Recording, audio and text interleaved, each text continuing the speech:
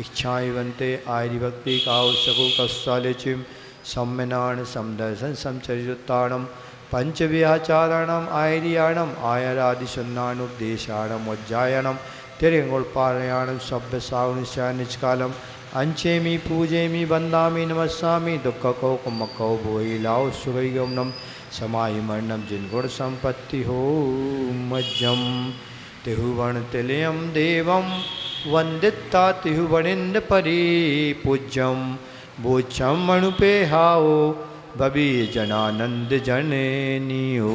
बोले अहिंसा परमो धर्म की देवाय देव श्री चिंतामणि पाशनाथ भगवान की आचार्य प्रवर्षी कार्तिकेय स्वामी महाराज की संत श्रोमणी आचार्य गुरुवर श्री विद्यासागर जी महामुनि राज की परम पूज्य आचार्य प्रवर्षी समय सागर जी महाराज की परम पूज्य निर्यापक श्रमण श्री योग सागर जी महाराज की 3 कम 9 कोटि मुनिराजों की परम पूज्य मुनि श्री निरामय सागर जी महाराज की समस्त आचार्य संघ की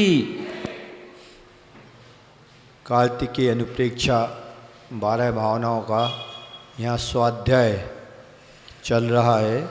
अंतिम भावना धर्म अनुप्रेक्षा यहाँ पर चल रही है।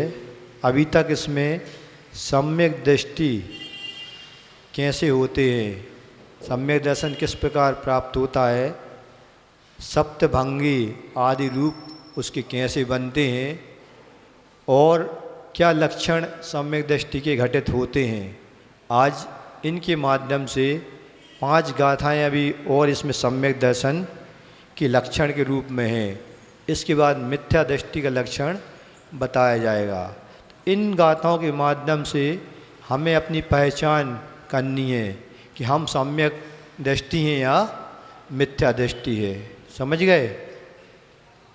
स्वामी कार्तिकेय बहुत सरल शब्दों में इन गाथाओं के माध्यम से अपनी पहचान के उपाय बता रहे हैं कि हमारी पहचान हम सम्यक दृष्टि हैं या मिथ्या दृष्टि है। ठीक है, गाथा को उच्चारण करते हैं। 313 नंबर की गाथा है। जूणय कुब्बदि गब्बम पुत्र कलत्ताई सभ्य अथेषु उपसंभावे भावदी अपाणम मुणरितिणे मेतम जोणय कुब्बदि गब्बम पुत्र कलत्ताई सभ्य अथेषु उपसंभावे भावदी अपाणम मुणरितिणे मेतम। यहाँ पर सम्यक दृष्टि के और लक्षण क्या होते हैं, इस गाथा के माध्यम से आचार्य महाराज बता रहे हैं। जूना या कुब्बदी गब्बम क्या कहा जा रहा है, जो जीव कुरुते यानी करता है, क्या करता है, न गब्बम, गब्बम न या, जो गब्बम, गब्ब यानी गर्व, अहंकार, मद, जो व्यक्ति जो जीव गर्व नहीं करता है। पहला लक्षण ने बता दिया सम्यक दर्शन का। पहला लक्षण क्या है, जो मद में नहीं रहता, अहंकार जिसके पास भटकता नहीं है और गर्व से दूर रहता है। पुत्र कलत्ताई सब अथेषु, किसमें पुत्र हैं जिसके पास, उसमें स्त्रियां हैं और जमीन जायदाद है, धन दौलत है। सब अथेषु, अथेषु यानी पदार्थों में, ये सब पदार्थ कहलाते हैं। जीव या अजीव, ये चेतन पदार्थ होते हैं और एक अचेतन द्रव्य यानी पदार्थ होते हैं। तो चेतन कौन होते हैं, जो चलते फिरते हैं। जैसे संयोग संबंध अपना हो गया, किससे, विवाह हो गया, घर में पत्नी आ गई, स्त्री आ गई, फिर बच्चे हो गए, माता पितापन बन गए, ये संबंध जितने होते हैं ये कहलाते हैं संयोग संबंध। एक होते हैं संश्लेष संबंध। कैसे, जैसे दूध और पानी का संबंध, दूध और पानी मिला दो एक में एक हो जाता, पर दिखाई नहीं देता कि कौन किसमें दूध कौन है और पानी क्या है, कितनी मात्रा में है। ये कहलाता है संश्लेष संबंध। जिसी प्रकार जीव और कर्मों का, आत्मा का और शरीर का संबंध जो होता है उसको संश्लेष संबंध कहा गया है। ठीक है, तो इन सब पदार्थों में जो गर्व नहीं करता, अहंकार नहीं करता, वो सम्यक दृष्टि का लक्षण यहाँ पर कहा गया है। आगे क्या कह रहे हैं? उपसम भावे भावदी। और वो व्यक्ति, वो जीव क्या करता है? उपसम भावों को हमेशा भाता रहता है। उपसम भाव क्या कहलाते हैं? उपसम का मतलब जो अपने परिणाम है उनको शांत करना, क्रोध आदि है उनको क्षमा आदि के द्वारा रोकना, मान को, माया आदि जो अपने भाव होते हैं जो जे इनको क्षमा है, मार्दव है, आर्जव है, इनके कारणों के द्वारा रोकना, उन भावों को उपशमित करना, इन भावों। तीसरा लक्षण ये हो गया। चौथा क्या? अपाणम मुनदि तृणमेतम। और वो अपने आप को, वह आत्मा कैसी जानती है, मानती है? तृणमात। हमारे यहाँ जो कुछ भी है कुछ भी नहीं है, जो है मात्र एक शरीर है, वो भी आत्म तत्व के रूप में है। तृणमात हमारे यहाँ पे, बाकी सब कुछ यहाँ पर नष्ट होने वाला है। तृणमात में क्या? जो ज्ञान और दर्शन, जो हमारे पास गुण हैं, यही हमारे पास रहने वाले, बाकी सब कुछ यहाँ पर नष्ट होने वाला है। ये इन भावार्थ सामान्य अर्थ दे दिया। वह सम्यक दृष्टि पुत्र, स्त्री आदि समस्त पदार्थों में गर्व नहीं करता, उपसम भाव को भाता है और अपने को तृण समान तुच्छ मानता है। क्यों? हमसे भी ज़्यादा यहाँ पर व्यक्ति होके चले गए, एक दिन हमारा नंबर भी यहाँ पर आने वाला है। चक्रवर्ती को देखा, दिग्विजय यात्रा पर निकलता है भरत चक्रवर्ती। जितने भी चक्रवर्ती रहते हैं वो चक्रवर्ती तभी कहलाते हैं जब उनकी चक्ररत्न की उत्पत्ति होने के बाद वो पूरे विश्व का भ्रमण करते हैं कि हमारी अधीनता को कौन कौन स्वीकार करता है। तो चक्र आगे आगे चलता है। एक जब आदि यात्रा उनकी पूर्ण हो जाती है तो एक पर्वत है, वहाँ पर सभी चक्रवर्ती अपने नाम लिखते हैं, बड़े गर्व में होकर जाते हैं कि देखो हमने इतनी यात्रा पूरी करनी, इतने दुनिया को जीत लिया। लेकिन जब वहाँ पहुँचते हैं उस पर्वत पर तो बिंदु मात्र भी उनको जगह नहीं मिलती अपने नाम लिखने के लिए। क्यों? अनंतानंत चक्रवर्ती वहाँ पर अपना नाम लिख के चले गए, किसी का नाम भी याद नहीं रहता उनको। अब वो जगह ढूंढता है फिर भी जगह नहीं मिलती, तो क्या करता? रत्न रहते, कांकड़ी एक रत्न रहता है, मणि, उसके माध्यम से वो उन नामों को, कुछ नामों को मिटाकर अपना नाम लिख देता है। उसको वहाँ ज्ञात होता है हमसे ही पहले यहाँ अनंत चक्रवर्ती होकर, नष्ट होकर, सब भोग करके चले गए, हमारी यहाँ पर कुछ भी बिसात नहीं है, यहाँ से हमें भी एक दिन कूच करना है। तो वो यहाँ कह जा रहा है कि यहाँ पर अपने आप को तुच्छ मानना चाहिए। जो मानता है वो सही मायने में सम्यक दृष्टि है। अब टीका में यहाँ और क्या कहलाया जाए? जो भव्य गर्वम अहंकार, गर्व को क्या कहा गया है? अहंकार कहा गया है। और मद भी कहा गया है। मद कितने प्रकार के बताए गए हैं? रत्नकांड शावकाचार में 8 प्रकार के मदों का वर्णन आया है। कौन कौन से होते हैं मद? इसमें टीका में भी पूरी खुलासा कर रहे हैं आचार्य महाराज। ज्ञान, कुल, जाति, बल, रिद्धि, पूजा, तप और बपू, ये 8 प्रकार के आत्माश्रित मद माने गए हैं। जो इन मदों को पालन करता है वो अपने आप समझ लेना वो सम्यक दृष्टि है ही नहीं। क्यों? सम्यक दृष्टि जब भी होता है तो 3 प्रकार के दोष भी लगते हैं। कौन कौन से? हाँ, चल, मल और अगाढ़ दोष। इसका उसकी स्थिति ऐसी रहती है डगमग, जैसे किसी वृद्ध व्यक्ति के हाथ में लाठी पकड़ा दी जाती है, जब वो चलता है तो लाठी कैसी होती है? हिलती है। लाठी हिलती है तो वो भी व्यक्ति हिलता है। इसी प्रकार सम्यक दर्शन यदि अपना हिलने वाला है, डगमग करने वाला है, समझ लो कि हमारी स्थिति अभी अच्छी नहीं है, पूर्ण सम्यक दर्शन हमें हुआ नहीं है। तो यहाँ पे ये बताया कि 8 प्रकार की मद। ज्ञान, पहला मद होता है ज्ञान का। ज्ञान का मद क्या होता है? हमने सब कुछ पढ़ लिया है, आ गए भैया हम सब कुछ ज्ञान हो गया, लेकिन हमारे पास कौन सा ज्ञान है अभी? ये हमारे ज्ञान छाया समय ज्ञान कहलाते हैं। जब हमारा ज्ञान छाया हो जाए, केवल ज्ञान प्राप्त हुए, तब मानना चाहिए कि हमें सही मायने में सम्यक ज्ञान की प्राप्ति हो गई। इसका हमें कभी भी ज्ञान नहीं करना चाहिए। दूसरा कुल, हम उच्च कुल में पैदा हुए, कई लोग इसका मद रहता है, उच्च काम निम्न करते हैं, निम्न कोटि कार्य करते हैं और मद रहता है उच्च कुल का, ये कुल का हो गया मद। जाति, हम किस जाति में, कुल कहलाता है पिता का पक्ष और जाति कहलाती है माता का पक्ष, हम इस कुल से आए हुए हैं, है ना। तो इस प्रकार ये जाति का मद भी कभी नहीं करना चाहिए। उच्च कुल उच्च जाति पाकर भी कुल और जाति का मद नहीं करता। फिर कौन सा है, बल, बल का मद, हम मैं इतना बलवान हूँ, अधिकांश लोग इसका बल बहुत करते हैं। पहले के राजा महाराज को ये बल मद बहुत रहता था, ठीक है।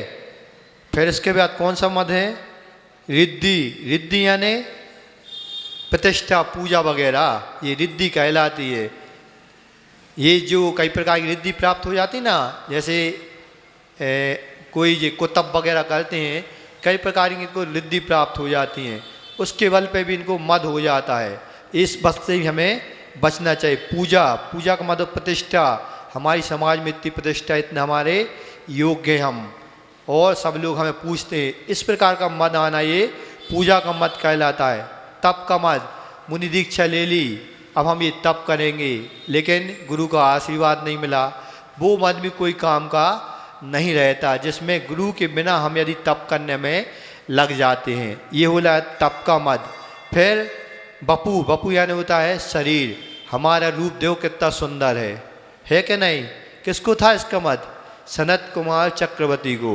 जब देवों ने परीक्षा ली, उसको भान हो गया कि हमारा ये ऊपर से जो रूप दिख रहा है यही सुंदर है, लेकिन इससे अनंत गुणी सुंदर हमारी आत्मा है। और इस शरीर के अंदर हमारा क्या, 7 धातु का रूप जो मल भरा हुआ है, उसके कारण हमारे मद हमेशा बना रहता है। ये किसका मद होता है, शरीर का या रूप का मद। इस प्रकार ये 8 प्रकार के मद जो नहीं करता, तो इस प्रकार के जो 8 प्रकार का मद नहीं करता। और पुत्र स्त्री धन, और क्या कह रहे हैं आगे, पुत्र कलत्र आदि सर्व अर्थेषु, पुत्र हैं, स्त्री हैं, धन धान हैं, इनमें अपना तो मानता है लेकिन उनमें रक्त नहीं होता।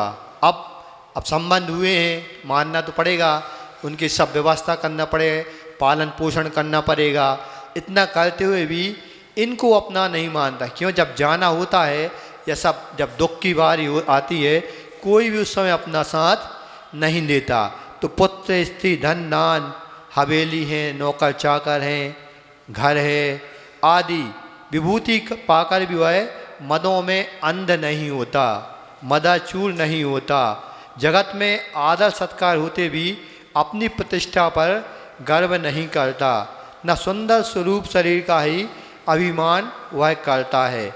और यदि तपस्वी हो गया, मुनि बन गया, तो अपने तप का भी अभिमान नहीं करता और सभी वस्तुओं में एक समान भाव रखता है। उपसम भाव यानी समता रखना। समता कहें, मुनिराज बन गए, ये समता नहीं आई तो किस में समता रखना, शत्रु मित्र हो, धन कंचन हो, पाषाण हो और पत्थर हो, या मणि हो पत्थर हो, और जीवन हो मरण हो। ऐसा उपस्थित आ गया, समय आ गया, अब जीवन और मृत्यु के बीच में हम डोल रहे हैं, उसमें भी उस समय भी हमें समता रखनी पड़ती है। और किस में समता रखना, इस पर शत्रु मित्र में, कंचन कांच में, मरण में और जीवन में, इस प्रकार शत्रु रखना, समता रखना, ये उपसम भाव हमारा कहलाता है। और जो हमें रत्नत्रय की प्राप्ति होती है, उसमें स्वर्ण कारण भावना को ही जो सदा भावता रहता है, अपने आप को कैसा मानता है, बिल्कुल तुच्छ मानता है। ये उसके भाव में मन है कि मैं बहुत बड़ा आदमी बन गया। इस प्रकार ये मानना, ये कैसे हैं, ये सब सम्यक दृष्टि के लक्षण कहे गए हैं। और आगे क्या है सम्यक दृष्टि के लक्षण, आगे गाथा में इसको खोला जा रहा है।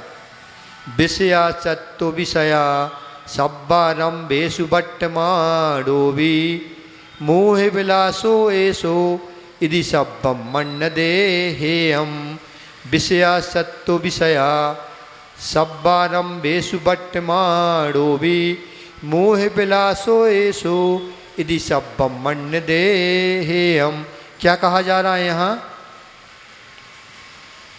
विषयों में विषयासक्तो, विषयों में आसक्त होता हुआ भी, सया सभ्य आरंभेषु वर्तमानो भी, तथा समस्त आरंभों को करता हुआ भी, मोह विलास, मोह विलास यानी मोह में उसका रक्तपना है, रत भी है वो, ऐसा मानकर, ऐसो यदि सब्बम मन्य दे, ऐसा मानकर भी वह इनको छोड़ने के भाव, हेयम छोड़ने के भाव जो रखता है वो भी सम्यक दृष्टि मानना चाहिए उसको भी। क्यों संबंध हुआ है, विवाह हुआ है, संबंध पिता पुत्र का संबंध हुआ और माता पिता का संबंध हुआ, भाई बहन का संबंध हुआ, ये संबंध हुए हैं तो मोह तो होगा ही। जब तो संबंध है, ये संबंध है तो मोह एक दूसरे के ये अनुरूप माने गए हैं। तो यहाँ कहा जाए कोई अविरत सम्यक दृष्टि है, इंद्रियों के विषय में आसक्त रहता है। क्यों?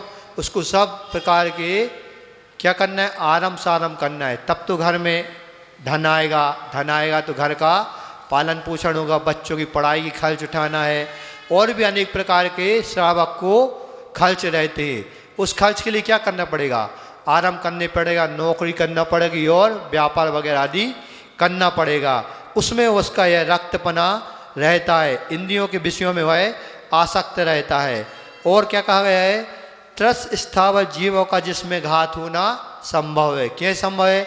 जब कोई व्यापार करेगा, खेती है, कृषि है, और कितने प्रकार के षटकर्म बताए, कौन कौन से यहाँ पर टीका में खोला है उनने बहुत अच्छे से, कि विषयादिक जो है उनमें षटकर्म है, असी मसी कृषि वाणिज्य पशुपालन आदि व्यापारेषु वर्तमानोपि, यानी सब व्यापारों में कार्य करना।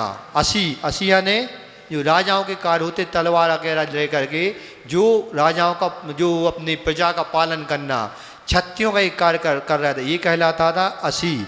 और मसी क्या कहलाता है, मसी जो लेखन कार्य होते, पहले के जो ब्राह्मण वगैरह होते इनको उच्च कोटि का माना जाता, विद्वान लोग जो लेखन करते थे वो मसी। मसी यानी होता कलम, कलम जो ने बड़े बड़े शास्त्र लिख दिए उसको मसी कहा गया है। और कृषि कौन, सभी लोग कृषि करते थे पहले, कृषि के माध्यम से हमें धन धान्य की प्राप्ति होती थी, अनाज मिलता था, भरण पोषण उसके माध्यम से हमारा होता था। फिर वाणिज्य, उस कृषि को लेकर जो व्यापार होता था, और कपास बनता था, वस्त्र बनते थे, और भी धातुओं के माध्यम से जो सामग्री बनती थी, और मिट्टी के बर्तन घड़े वगैरह बनते थे, इनको बेचने का क्रय विक्रय जो होता था वो कहलाता था व्यापार। सोने चांदी का भी पहले व्यापार हुआ करता था, अभी भी होता है, ये व्यापार के उसमें आते हैं। और इनने दिया है टीका में, देखो लोग कहते हैं कि पशुपालन हमें नहीं करना चाहिए, स्पष्ट ने आचार्य महाराज ने टीका में लिख दिया, पशुपालन आदि व्यापारेषु। पहले के सभी लोग पशुपालन करते थे, गाय भैंसों को अपने यहाँ घर पर रखते थे, जो घर पर रखते थे वो उनका घर पवित्र माना जाता था। क्यों? गाय में अनेक जो जैनेतर बंधु हैं, गाय में करोड़ देवी देवताओं का वास मानते हैं, एक गाय में मानते हैं कि नहीं? उसके रहने से कई प्रकार के रोग दूर रहते थे घर में।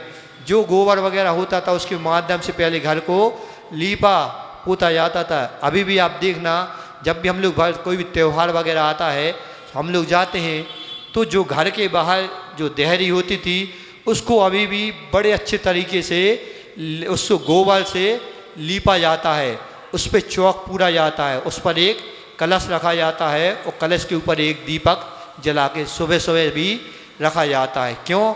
सुबह की जो बरगणाएँ मिलती हैं, जो वातावरण में स्वच्छ वातावरण होता है, सूर्य की किरणें जब निकलती है, वैज्ञानिक तथ्य भी है, जो रात के माध्यम से कीटाणु की उत्पत्ति होती है और जो सूर्य का उदय होता है, उस समय पूरे कीटाणु नष्ट हो जाते हैं, क्षय को प्राप्त हो जाते हैं, और जो बरगणाएँ आएंगी शुभ आती हैं। इसलिए सुबह द्वार, अपने द्वार अच्छेपन जो होता है कि हमारा द्वार जो कर्म बरगणाओं के द्वार आता है, उसके माध्यम से हमारे अंदर घर में या अपने शरीर में अभी जो आहरक होती ना बरगणाएँ, आहरक बरगणाओं के माध्यम से हमें भी अच्छी बरगणाओं का सेवन करने को मिले। तो उसके माध्यम ये सब क्रियाएं पहले होती थी। आजकल ये सब दिखने में आती नहीं। क्यों? मार्बल सबके घरों में लग गया, लिपाई पुताई का काम होता ही नहीं। होता है।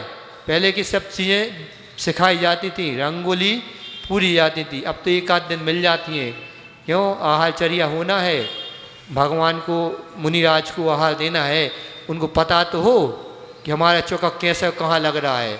एक निशानी के तौर पर आकर रंगोली डाल दी जाती है।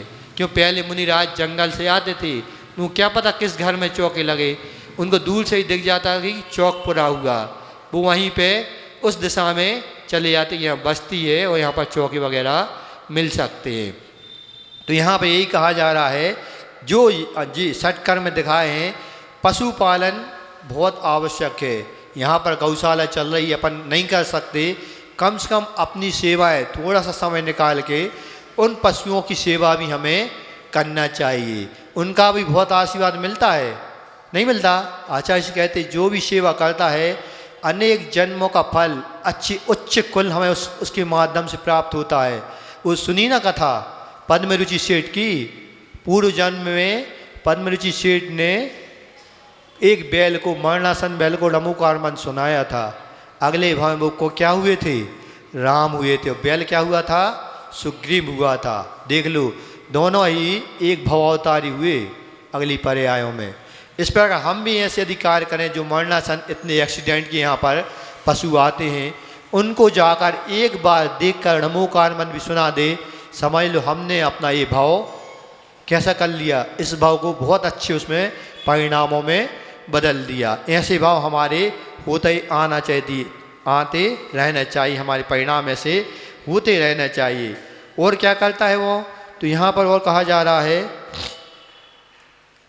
पुत्र कलत्र शरीर धन धान सुवर्ण रूप ग्रह आदि ये पर द्रव्यम सर्व वस्तु त्याज्यम मन्यते। ये सब जिनको अपना मान बैठा है, क्या है? किसको अपना मान बैठा है? पुत्र है। इष्टोपदेश में बहुत अच्छी गाथा है, आचार्य पूछपात स्वामी ने दी है। कौन कौन सी? एक उनने गाथा दी है, नमे मृत्यु कुथर व्याधि। ध्यान, मतलब उसका अर्थ ये कि मेरी मृत्यु जब है नहीं तो मुझे फिर डर किस बात का, और जब मेरा कोई रोग नहीं है तो मुझे दुख किस बात का। ना बालो हम ना वृद्धो हम ना युवतानी पुद्गले। ना मैं बूढ़ा होता हूँ, ना मैं जवान होता हूँ, ना बालक होता हूँ। ये सब क्या है? ये सब पुद्गल की पर्याय है, पुद्गल की देन है। मैं तो एक आत्मदृष्टा ज्ञाता दृष्टा आत्म तत्व हूँ। मेरा ना मरण है, ना मुझ में कोई व्याधा है। ये जब चिंतन करता है तो किसके लक्षण होते हैं? एक शुद्ध सम्यक दृष्टि के लक्षण होते हैं। इसी प्रकार ये हमारे पुत्र हैं, स्त्रियां हैं, शरीर है हमारा, धन धान एक दिन पर द्रव्य हैं, और ये त्याजने योग्य हैं, त्याज्यम नष्ट होने वाले, एक दिन हमें इनको छोड़ करके जाना है। या तो ये हमें छोड़ देंगे या हम इनको छोड़ देंगे, ऐसा वह मानता है, जानता भी है, किंतु क्या संबंध होने के कारण वह इनमें सदा आसक्त रहता है। ये लेकिन अपने आप को अंदर से ऐसा पीड़ित करता रहता है कि ये हमारे कब छोटे हैं, हम इनको अपने आप छोड़ नहीं सकते। क्यों? ऐसे हमारा मोह का ऐसा बंधन हुआ है। फिर भी वह सम्यक दृष्टि वितों को ग्रहण नहीं कर पाता।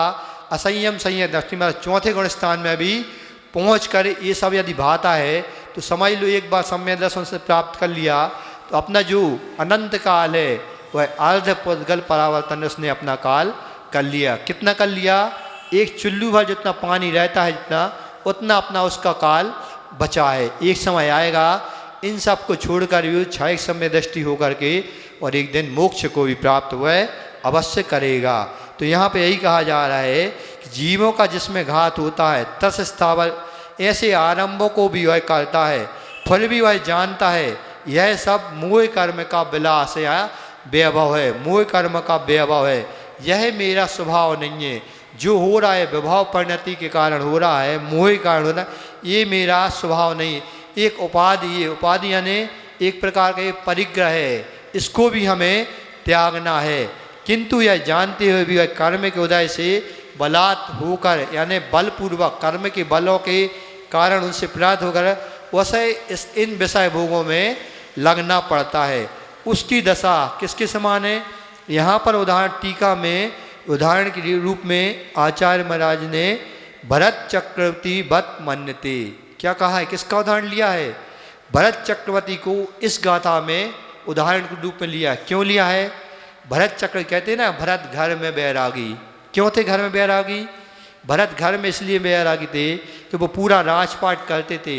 इतनी 96,000 उनकी रानियाँ थीं, इतने हजार उनके पुत्र थे और वैभव था, कुटुंब था, उसमें रत तो वो रहते थे। इसमें रत रहते हुए भी वो अपने अनुव्रतों का बहुत अच्छे से पालन करते थे। एक बार एक व्यक्ति विद्वान ऐसे सन्यासी उनके पास आया, बोलता है महाराज आप सुना आप घर में बैरागी है, लेकिन आपके पास इतना वैभव विशाल वैभव है, 6 खंड की आपकी संपदा है, इसको आप कैसे मेंटेन करते हो? इतना मेंटेन करते इसको चलाते हुए आप बैरागी कैसे हुए? आप तो ये इनको आपने अपने ऊपर धारण कर रखा है, सबको अपना मान रखा है। वो क्या करता है कि देखो ये महल कितना है, कितने कमरे हैं। भरत चक्रवर्ती उससे कहता है कि देखो तुम इस महल का एक चक्कर लगाए आओ। नहीं समझे? एक चक्कर लगाए आओ तो तुम्हें पता चल जाएगा, इसको उत्तर मिल जाएगा। शर्त क्या रखता है? उसके हाथ में एक दीपक दे देता है, उसमें पूरा दीपक तेल से भर देता है और बाती डालो उसको जला देता है। कहते ये दीपक जला कर तुम पूरे महल का एक चक्कर लगाया। बस इतना ध्यान रखना जब तुम जा रहे हो इस दीपक का तेल कि एक बूंद भी जमीन पर नहीं गिरना चाहिए। यदि एक बूंद भी जमीन पर गिर गई तो मृत्यु दंड दिया जाएगा। अब जैसे ही उसने मृत्यु दंड का नाम सुना उसके होश उड़ गए। अब जब वो चलता है पूरे महल को देखने निकलता है, 6 खंड का अधिपति, उसके महल भी कितने खंड का होगा? कम 6 खंड का तो होगा। अब वो एक एक खंड को पार करते जाता है, कैसा वैभव है ये सब भूल गया, वैभव को देखने आया है। अब वो उसकी दृष्टि कहाँ है? सिर्फ उस दीपक के तेल पर है, कहीं एक भी बूंद ना गिर जाए। क्यों? पीछे से सैनिक भी उसको देखते हुए चल रहे हैं। पूरा महल घूमकर आ जाता है, लेकिन दृष्टि उसकी कहाँ रहती है? उस दीपक पर रहती है। अब भरत चक्र से प्रश्न करते क्यों, हमारा वैभव आपको कैसा लगा? वो कहता है व्यक्ति सन्यासी, महाराज क्या वैभव, आपने जो शर्त रखी थी हमारे प्राण कंठगत आ गए। क्यों, क्या हुआ? अरे आपने कहा था कि इस दीपक के तेल को देखना है, उस चक्कर में आपका वैभव देखना ही भूल गया। तो भरत चक्रवर्ती कहते हैं बस मैं भी ये वैभव को इसी प्रकार देखता हूँ, मानता हूँ कि ये एक दिन नष्ट होने वाला है, लेकिन मैं हमेशा जब भी मुझे समय मिलता है मैं हमेशा व्रत नियम भगवान की भक्ति में गुरुओं की सेवा में तत्पर रहता हूँ। इस प्रकार इन्हें देखो कितना भरत चक्रवर्ती अवधारणा कर इस गाथा को समझाया है कि हम कितने भी हम इन संबंधों मोह के परिणामों में जो बंधन को प्राप्त हुए हैं, इसमें हम संबंधित रहते हुए भी इन सब को रहते हुए हमें समय पर पूजन, अभिषेक, पाठ, गुरु आते हैं तो उनकी सेवा, वैयावृत्ति, जब भी मौका मिले हर क्षण इसमें तत्पर रहना चाहिए। क्यों? जो बंध हुआ है विषयों के अधीन हुए उनमें तो एक पाप का बंध हम करते हैं, लेकिन गुरु भक्ति से, प्रभु भक्ति से, वैयावृत्ति से सेवा करने से हमेशा पुण्य का बंध हमारा होता रहता है। इस प्रकार कोई ऐसा इन्होंने उदाहरण देकर भरत चक्रवर्ती का है। इसी तरह कर्मों के बस हुआ कोई सम्यक दृष्टि जीव भी असमर्थ होकर विषय सेवन करता है, अपने पापों का पश्चाताप करता रहता है और इन कर्मों के बंध को एक दिन वो पूर्णता क्षय को भी प्राप्त हो जाता है। इस गाथा में और आगे क्या लक्षण दे रहे हैं उसको अगली गाथा में ये बता रहे हैं कि और के सम्यक दृष्टि के लक्षण होते हैं। उत्तम गुण गण रहो उत्तम साहूण विनय संयुक्तो साहम्य अनुराय सुसदिट्ठी हवे परमो। उत्तम गुण गण रहो उत्तम साहूण विनय संयुक्तो साहम्य अनुराय सुसदिट्ठी हवो परमो। यहाँ क्या कहा जाए? उत्तम गुण गण रहो, गुण गण का ग्रहण करने में जो तत्पर रहता है, जब भी हमें कहीं से भी उत्तम गण की प्राप्ति होती है, कहते हैं ना, दोषों का अपन कभी ना उच्चारण, किसी के हमने दोष देख लिए उनको हमें ग्रहण नहीं करना, न किसी को बताना है। दोष वादेचा मौनम, दोष को देखते हुए मौन रहना चाहिए। और जहाँ पर भी हमें गुणों की प्राप्ति हो तत्पर उन गुणों को अपने अंदर ग्रहण करने लगे। उत्तम गुण ग्रहण रहो, उत्तम साहुण विनय संयुक्तो, एक लक्षण ये बता दिया। दूसरा लक्षण बता, उत्तम साहुण विनय संयुक्तो, उत्तम साधुओं के विनय करिए, विनय से युक्त। जब भी कोई आपके यहाँ उत्तम साधु आता है उनकी आप विनय पूर्वक वैयावृत्ति करिए, आहार दान दीजिए, उनकी सेवा करिए, उनके उपदेश को आप ग्रहण करिए। यहाँ क्या इन्होंने विशेषण क्या लगाया? उत्तम। क्यों लगाया उत्तम साधु? क्यों? कई प्रकार के साधु होते ना, एक परिग्रह को लाद कर भी जो आते हैं वो भी साधु कहलाते हैं, और दिगंबर होते भी कई प्रकार के आचरणों में लिप्त रहते हैं वो भी साधु कहलाते हैं। 5 प्रकार ना, पुलाग, बकोस, कुशील, निर्गंध और निर्गंध, और कौन से? स्नातक। इस पर 5 प्रकार के साधु बताए ना, सभी प्रकार के अपने यहाँ साधु आते हैं। उत्तम साधु विश्लेषण ये दिया है, अपन को उनकी पहचान होनी चाहिए, पहचान होकर के हम उनकी वैयावृत्ति उसमें रत रहें। आगे क्या कह रहे हैं? उत्तम साधु विनय करता है तथा साहम्य अनुरागी, यानी साधर्मियों से अनुराग करना। साधर्मिकों ने व्रति श्रावक हैं या जो अपने धर्म वाले हैं उनसे भी अनुराग करता है। वह उत्तम क्या है? सद्दृष्टि हवे प्रभु, वह भी उत्तम सम्यक दृष्टि, उत्कृष्ट सम्यक दृष्टि कहा गया है। यहाँ कहा जा रहा है टीका में, सम्यक दृष्टि कौन होता है? उत्तम सम्यक दृष्टि कौन? उत्तम गण ग्रह रता, उत्तमानाम सम्यक दृष्टि नाम मुनि नाम श्रावकाणाम चा गुणा। मुनियों में, श्रावकों में जो वैया तत्व सम्यक तत्व ज्ञान चाहे तपोव्रतादि मूल गुणोत्तर तेषाम गणे मनसा रुचि रूपे च रतः रक्ता। ये कहा जा रहा है उत्तम सम्यक दृष्टि, दृष्टियों में, श्रावकों में और मुनियों के जो सम्यक दर्शन, सम्यक ज्ञान, सम्यक चारित्र, तप, व्रत आदि उत्तमोत्तम गुण हैं, उनको अपनाने में उसकी मानसिक रुचि होती है।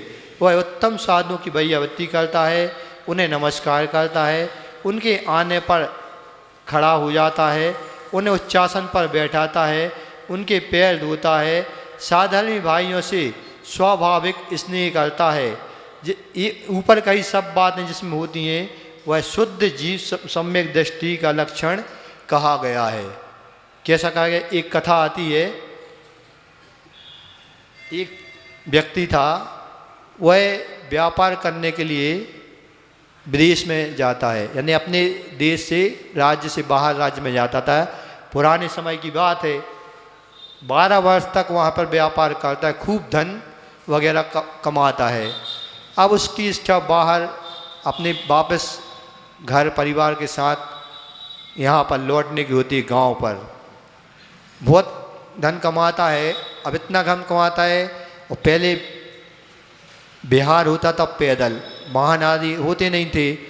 उसने कहा इतना सारा धन वैभव में कैसे लेके चलूँगा। उसने अपना सब धन को बेच करके एक बहुमूल्य उसके बदले में हीरा ले लेता है। हीरा वो ले लेता है और एक डिब्बी में सजा कर रख लेता है। कुछ समय में पूरा व्यापार अपना समेट कर वापस अपने घर की ओर प्रस्थान करता है। अब वो चलता है, रास्ते में कई व्यक्ति उसको मिलते हैं, रात में उसको रुकना पड़ता है एक धर्मशाला में। थका हुआ होता है, सो जाता है, सुबह फिर चलना होता है। साथ में एक उसके व्यक्ति साथ में चलने लगता है। अब वो व्यक्ति इतना चतुर था, ठग जानते ना, चालाक, कि वहाँ कई व्यक्तियों पहले हुआ है लूट चुका होता है। सेठ जी भी बड़े बुद्धिमान थे, चतुर थे। उसकी इनकी दृष्टि शकल देखते हुए पहचान गए कि व्यक्ति कोई ठग है, और बातों बातों में वो उनका सेठ जी का वो सब जान लेता है कि सेठ जी हैं, व्यापार करते आ रहे, धन दौलत वाले हैं, अपने साथ बहुत माल टाल रखे हुए हैं, और कोई इनने अपने पास कीमती हीरा भी साथ में रखा हुआ है। बस वो उसकी खुशामदी करने लगता है सेठ जी का, और साथ साथ अच्छे मित्रवत व्यवहार करने लगता है। अब क्या होता है, एक धर्मशाला में उनका रुकना होता है, और रात्रि में पड़ा, अब पैदल चलते थे, सेठ जी तो अपने थक कर चकनाचूर हो जाते थे, जैसे ही विश्राम करते तो नींद लग जाती थी उनकी। अब चोर तो ठग तो चोर था, अब कहता है किस उपाय से इनका हीरा इनके पास से निकाला जाए। देखता है सेठ जी बहुत गहरी नींद में सोए हुए, पूरे उनके सामान की वह तलाशी ले लेता है, उनके धीरे से उनके पस्तों की भी जो पहने उनकी भी तलाशी ले लेता है। कहीं पर भी उनका वही डिब्बी, हीरे की डिब्बी नहीं मिलती। पुनः वो आकर सो जाता है।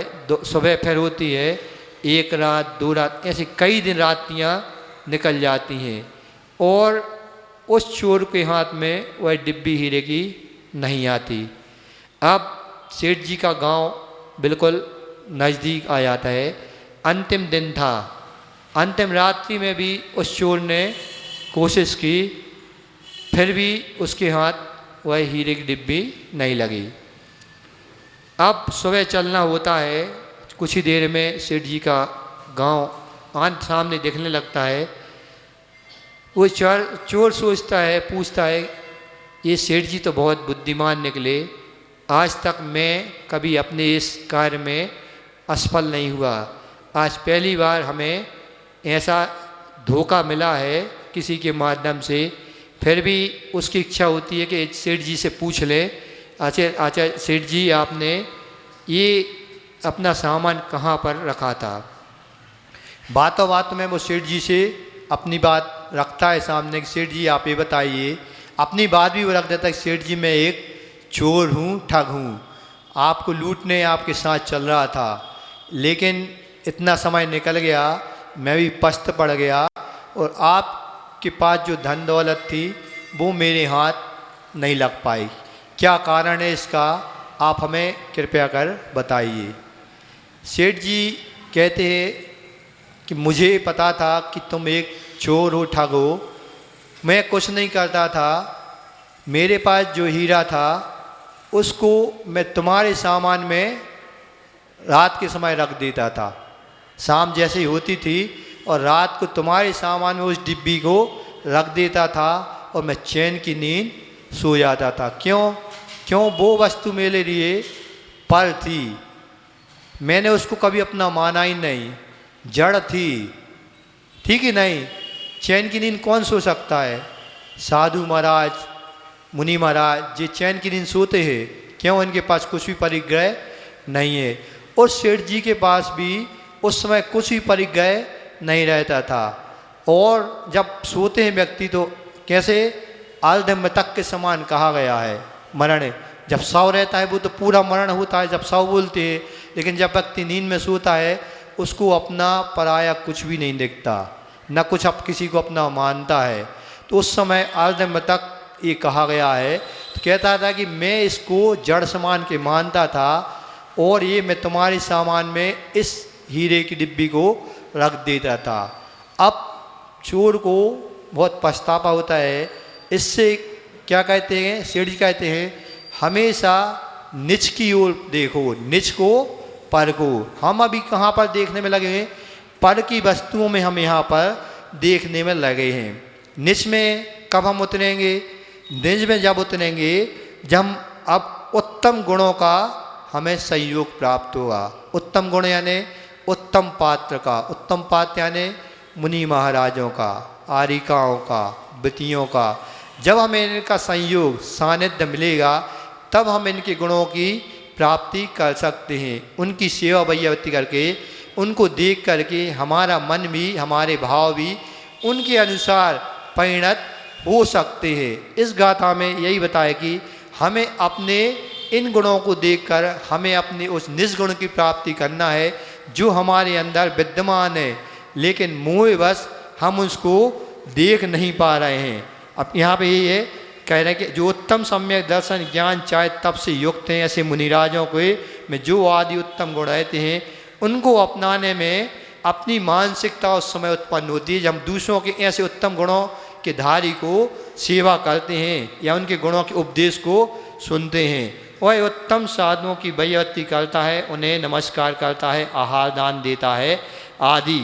ऐसे और ऐसे मालूम मुनिराज नहीं है तो यहाँ क्या कहा? सहधर्मी। सहधर्मी कौन कहलाते? सहधर्मी यही कहला जो हमारे साथ में रहते हैं, अपने जैनेतर बंधु हैं, जो अच्छा काम करते हैं, सेवक कहलाते, सेवा करते हैं जैन धर्म की, वो भी हमारे सहबंधु हैं। ऐसा नहीं कि हमने अकेले मुनि महाराज आ गए उनकी बेइज्जती कर दी। कोई भी व्यक्ति जो यदि कष्ट में है उसकी भी सेवा करना हमारा धर्म माना गया है। सहधर्मी बंधु है, मान लो कोई गरीब व्यक्ति है, उसकी सेवा कैसे कर सकते हैं? उसको कुछ अच्छा व्यापार करवा करके और आवश्यकता हो तो धन दान देकर भी उनकी हम सेवा कर सकते हैं। इस प्रकार ये सब लक्षण किसके कहे गए हैं? ये शुद्ध सम्यक दृष्टि के, उत्तम सम्यक दृष्टि के ये लक्षण कहे गए हैं। इस प्रकार हम देख सकते हैं कि हमें इन व्यक्तियों की सेवा करते करते निज का भान भी होना चाहिए। धीरे धीरे हम ऐसे उत्तम व्रतों को, छोटे छोटे नियमों को लेकर भी हम इनकी श्रेणी में आ सकते हैं। आ सकते कि नहीं? आ सकते कि नहीं? ऐसा नहीं कि भाई हमने 4 महीने का नियम ले लिया, अब चतुर्मास समाप्ति पर है। कितने दिन शेष हैं? 5, 6 दिन शेष हैं। कई लोग नियम रहते ना, महाराज हमारा सिर्फ चतुर्मास के लिए ही नियम है, बाकी चतुर्मास के अंदर वही आलू प्याज का नियम है। कई लोग छोड़ के रखते हैं, गणंत का है और बाहर की चीज़ों का त्याग है। ऐसा नहीं, यदि हमें शुद्ध सम्यक दृष्टि बनना है, पहचान करना है कि हम सम्यक दृष्टि हैं, शुद्ध सम्यक दृष्टि हैं, इन चीज़ों का जो बुरी वस्तु हैं इनका तो हमेशा के लिए हमारा त्याग होना चाहिए। सीमा में नहीं, यम के साथ इनका त्याग होना चाहिए। इस गाथा का यही अर्थ है। अगली गाथा में आचार्य महाराज और भी नियम बता रहे हैं। उसमें कह रहे हैं, देह मिलियम पिजीवम नियनान गुणेन मुड़िजो भिन्नम जीव मिलियम विदेहम कंच सरिसम ब्याणे है। देह मिलियम विजीवम नियनान गुणेन मुड़िजो भिन्नम जीव मिलियम विदेहम कंचुम सरिसम ब्याणे। यहाँ कहा जा रहा है वह कौन? वह सम्यक दृष्टि जीव, देह में रमे हुए भी जीव को अपने ज्ञान गुण से भिन्न जानता है, और जीव मिलियम भी देहम, जीव से मिले हुए भी शरीर को वस्तु की तरह भिन्न जानता है। ठीक है, इस गलत का तो क्या है? जैसे देह, देह क्या हो गया? अपना शरीर हो गया। 5 प्रकार के शरीर होते हैं, औदारिक, वैक्यरक, आहारक, कार्मण और तेजस। ये 5 प्रकार के शरीर। अब कार्मण और तेजस अनादि संबंधी चा तत्वसूत्र में आता सूत्र, ये तो हर व्यक्ति के, चाहे देव हो चाहे नारकी हो, मनुष्य तिरंच हो, ये हमेशा 2 शरीर तो हमेशा साथ में इनका संबंध रहता है जीव के साथ जब तक संसार अवस्था में है। बाकी के 3 शरीर, अब मान लो कोई देव हुआ या नारकी हुआ, उसको वैक्यिक शरीर मिलेगा, या फिर मनुष्य हुआ या तिरंच हुआ, इसको कौन शरीर मिलेगा? औदारिक शरीर। आहारक किनको होता? मुनि राजों को आहारक शरीर मिलता है। ठीक है, देह में रमे हुए जीव को अपने देह के साथ जो संबंध को स्थापित हुआ है वह आत्मा, वह आत्मा देह में रही को अपने ज्ञान गुण के कारण, कौन सा ज्ञान? अपने एक जो ज्ञान गुण रहते, एक दर्शन गुण, इसके कारण वह भेद भिन्न करता है। भेद विज्ञान उसका हमेशा चलता रहता है। कैसा? देह अलग है और जीव अलग है, देह जुदा, जीव जुदा और पुद्गल जुदा। ऐसा यदि उसका सिद्धांत भेद विज्ञान चलता रहता है, और क्या चलता है? जीव से मिले हुए भी शरीर को वस्तु की तरह जानता है। जीव यानी आत्मा, एक आत्मा के ऊपर ये शरीर है, शरीर को आत्मा ने धारण कर लिया है। कैसे? जैसे हम ऊपर से शरीर के ऊपर भी वस्त्रों को धारण कर लेते हैं, कर लेते ना अपन, शरीर हमारा और अच्छा दिखे, हम और अच्छे दिखें, इन वस्त्रों को हम धारण कर लेते हैं, ठीक है ना, इन वस्त्रों को धारण कर लेते हैं। लेकिन ये भी अलग है, अपने शरीर से वस्त्र अलग है कि एक में एक है, अपन बदलते रहते हैं, हमेशा एक ही वस्त्र पहने रहते क्या, हमेशा अपन जब भी दूसरा दिन आता है दूसरा वस्त्र पहन लेते हैं, त्यौहार आते हैं नए नए वस्त्र ले लेते हैं। इसी प्रकार जब आयु पूर्ण हो जाती है हम इस शरीर रूपी वस्त्र को भी बदल लेते हैं, कभी तिर्यंच बन जाते हैं, कभी वनस्पति का एक जीव बन जाते हैं, कभी नारकी बन जाते हैं, कभी देव बन जाते हैं, फिर पुनः मनुष्य बन जाते हैं। इस तरह ये वस्त्र रूपी शरीर भी हमारा बदलता रहता है। लेकिन हमारा आत्मज्ञान जो हमारा ज्ञान गुण है उसके माध्यम से हमारा भेद विज्ञान यदि होता रहता है, समझ लेना हम सम्यक दृष्टि जीव हैं। यहाँ पर यही कहा जा रहा है जीव और शरीर परस्पर में मिले हुए हैं, जैसे दूध में घी, ठीक है, दूध में घी दिखाई देता कि नहीं, उसको तपाया जाता है तब हमें उस घृत की प्राप्ति होती है। इसी प्रकार हमें शुद्ध जीवत्व की प्राप्ति कब होती है, जब हम शरीर को 12 तपों के माध्यम से दीक्षा धारण कर तपाते हैं, तभी हमें उस एक दिन शुद्धत्व की और सिद्धत्व की प्राप्ति होती है। इसी से मूढ़ पुरुष शरीर को ही जीव समझते हैं। कई लोग समझते हैं मूढ़ यानी अज्ञानी है, मिथ्या दृष्टि को यहाँ मूढ़ शब्द से लिया गया है। मूढ़ पुरुष है शरीर को ही अपना सब कुछ समझते, समझ लेना हुआ अभी मिथ्या दृष्टि है। किंतु सम्यक दृष्टि जानता है कि जीव ज्ञान गुण वाला है और शरीर कैसा है, पौद्गलिक है, अतः वह शरीर को जीव से वैसा ही भिन्न मानता है जैसे ऊपर से पहना हुआ वस्त्र शरीर से जुदा रहता है।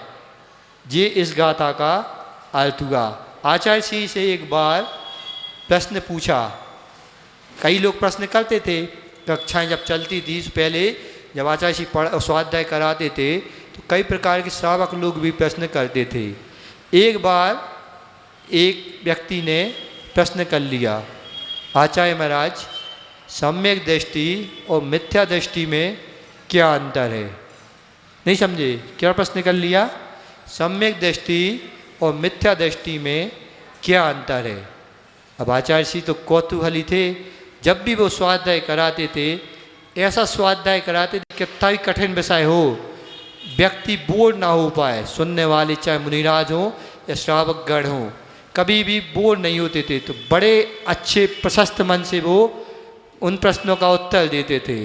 क्या उत्तर दिया आचार्य महाराज ने, बोले जिस व्यक्ति के अंदर दुनिया बसा गई या दुनिया बस गई, जिस व्यक्ति के अंदर दुनिया बस गई वो तो मिथ्या दृष्टि है, ठीक है, और जिस व्यक्ति को दुनिया बसा गई यानी बदबू मार गई, वो समझ लेना सम्यक दृष्टि है। कितना अच्छा उत्तर दिया। बिल्कुल उसने पूछा था आचार्य महाराज शब्द कम हो ऐसा उत्तर किस प्रकार हो सकता है। आचार्य श्री उस खुलासा करते हैं जिसके अंदर दुनिया बस गई वो व्यक्ति मिथ्या दृष्टि है, सब चीज़ों को अपना मानता है, ये हमारा भी है, ये हमारा, ये वस्तु भी हमारी है, सब कुछ हमारा है।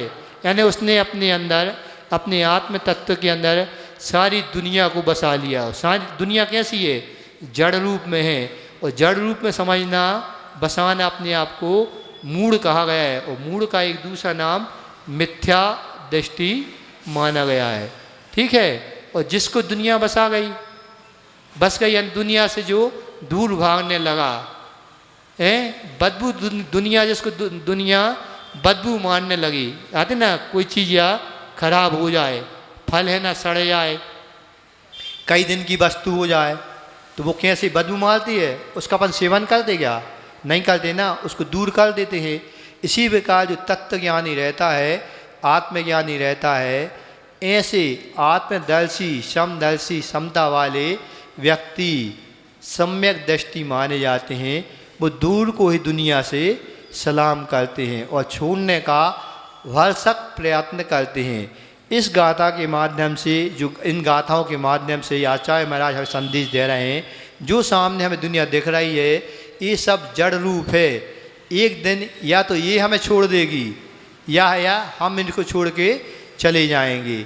इससे अच्छा है कि हम में भी उन तत्वों पर पूर्ण श्रद्धान करके, उन जिनवाणी पर पूर्ण श्रद्धान करके और गुरुओं पर पूर्ण श्रद्धा, उनके उपदेश श्रद्धान करके यथा योग नियम व्रत संयम धारण कर एक दिन भेद विज्ञान को समझकर इस दुनिया को भी हमें छोड़ के जाना है और दूर होकर के हमें भी उस शुद्धत्व की प्राप्ति हो।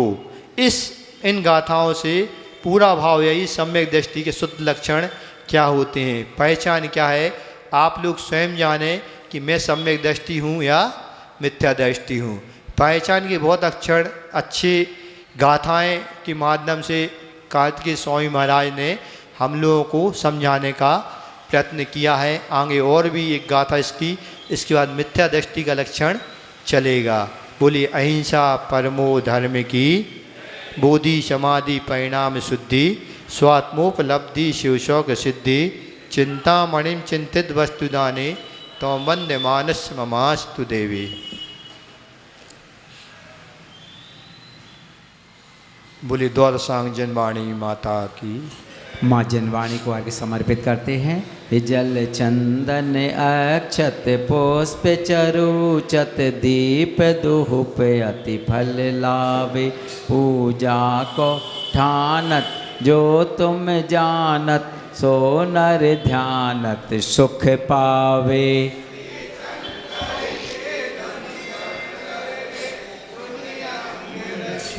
चुन ज्ञान मई सो जिन गणवाणी से सुखदानी। ओम ऋषि जिन्मुखोद्भव सरस्वती दिव्ये प्रथमं कर्णम चरणम दिव्यम षट्खंडागम जय धवल महाधवल पंचाधिकाय पंच परमागम तत्वार्षु 10 अध्याय कार्तिकेय प्रेक्षा महान ग्रंथराज बिन्वा पूर्णर्गम न पामती। नमोस्तु महाराज श्री, नमोस्तु नमोस्तु नमोस्तु। सभी को जय जिनेन्द्र। प्रतिदिन 8:45 बजे से आचार्य महाराज की पूजन के साथ ये कक्षा प्रारंभ होती है। कृपया सभी कक्षा में पधार कर पुण्य लाभ अर्जित करें। बहुत बहुत धन्यवाद।